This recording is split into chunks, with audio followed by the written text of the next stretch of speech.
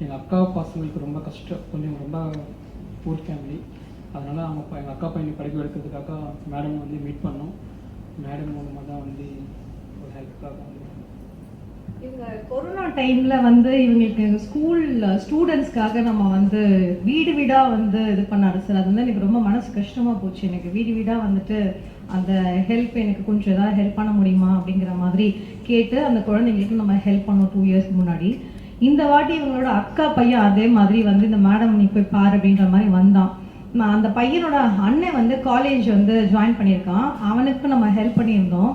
என்னடா ஆச்சு தம்பி, அந்த பையன் என்ன பண்ணுறான் அப்படின்ற மாதிரி கேட்கும்போது தான் அந்த பையன் ஒரு இன்ஃபர்மேஷன் சொன்னால் அவன் இறந்துட்டான் தூக்கு மாட்டிட்டு அப்படின்னு சொல்லிட்டு சொன்னான். என்ன பிரச்சனை அப்படின்னு கேட்டால், இந்த ஸ்கேம் இருக்குல்ல சார், இந்த ஆன்லைன் ஸ்கேமில் வந்து யூடியூப்லேருந்து அந்த வருமே, அதுலேருந்து அந்த ஒரு லோன் சும்மா அந்த சின்ன அமௌண்ட் ஒரு 5000 ரூபாய் ஏதோ சம்திங் வாங்கிட்டு அதுக்கப்புறமா 10,000 வாங்கியிருக்கான்.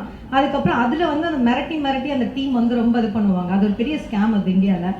அதில் மாட்டிக்கிட்டு அந்த பையனை வந்து ரொம்ப இது பண்ணி அவனோட ஃபோட்டோவெல்லாம் நியூட் ஆக்கி அந்த மாதிரி இந்த சோஷியல் மீடியாவில் போட்டுருவேன்ற மாதிரிலாம் இது பண்ணி அந்த காலேஜ் படிக்கிற பையன் அதை ஃபேஸ் பண்ண முடியாமல், அதை வந்து வெளியிலையும் சொல்ல முடியாமல் அந்த பையன் இறந்து போயிட்டான். அதுக்கப்புறம் தான் அந்த 2வது பையனுக்கு வந்து நம்ம இது பண்ணுறோம்.